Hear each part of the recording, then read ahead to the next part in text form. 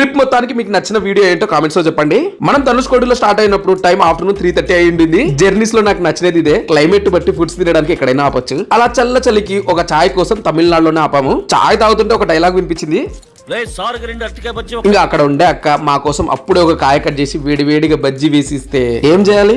బజ్జీ కొరకండి. అదే చేసా. బజ్జీ ఎరడానికి చాట్ జీపీటీలో మా ఫ్రెండ్స్ పేరు మీద లిరిక్స్ తీసి సునో అప్లికేషన్ లో జస్ట్ 2 minutes సాంగ్ చేసి వినిపించా. అందరూ షాక్ అయినారు. ఆ తర్వాత మెయిన్ గా డ్రైవర్ అంకుల్ మీద సాంగ్ వచ్చింది. సూపర్ ఉండింది.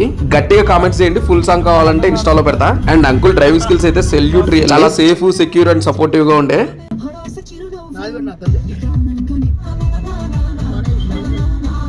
తర్వాత డిన్నర్ కోసం మళ్ళీ ఆనంద్ భవన్ హోటల్ దగ్గర ఆపాము. ఫస్ట్ ప్లేట్ పూరితో స్టార్ట్ చేసి మష్రూమ్ 65, జీరా రైస్, ఆ తర్వాత దాల్ తడక, మష్రూమ్ మసాలా, బటర్ నాన్ తీసుకున్నాం. పొడి మసాలా దోశతో లాస్ట్ ఓవర్ ఫినిష్ చేసాం. బిల్ మొత్తం 1817 అయింది. టేస్ట్ బాగుండే కానీ కొంచెం ప్రైస్ హెవీ అనిపించింది.